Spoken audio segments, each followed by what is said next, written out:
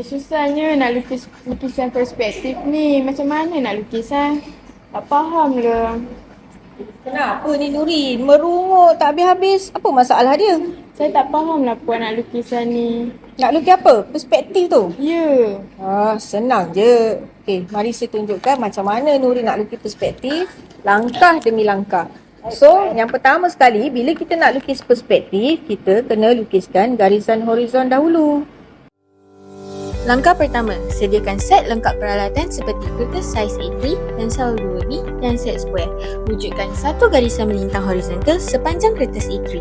Langkah kedua, letakkan dua titik panduan di setiap hujung garisan melintang tersebut. Namakan titik tersebut dengan A dan B atau 1 dan 2. Langkah ketiga, lukiskan satu garisan menegak yang mewakili penjuru bangunan. Buat tanda sengkang atau titik sebagai titik temu di antara titik A dan titik B. Langkah keempat, lukis satu garisan dari titik bawah garisan menegak ke titik A. Langkah kelima, lukis satu garisan dari titik bawah garisan menegak ke titik B. Langkah keenam, lukis satu garisan dari titik atas garisan menegak ke titik A dan titik B. Langkah ketujuh, lukis satu garisan mengikut ukuran yang ditetapkan mewakili dinding rumah. Langkah ke-8, penghasilan tingkap dan pintu. Lukiskan 3 titik tanda sebagai titik pertemuan pada garisan tengah. Lukiskan garisan yang menemukan di antara titik tengah dan titik A dan titik B dengan ketebalan yang nipis seperti di dalam video. Wujudkan titik panduan untuk pembinaan tingkap dan pintu seperti dalam video. Menggunakan pensel jenis 2B, tebalkan garisan binaan tadi supaya ianya lebih jelas untuk menampakkan komponen tingkap dan pintu.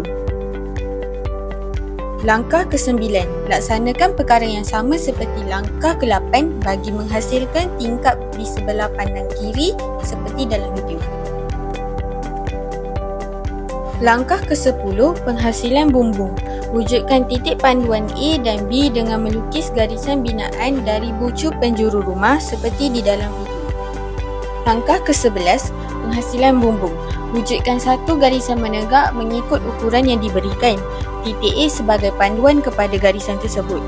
Buat satu garisan binaan daripada titik 2 ke titik ketinggian bumbung tersebut dengan meletakkannya sebagai titik X.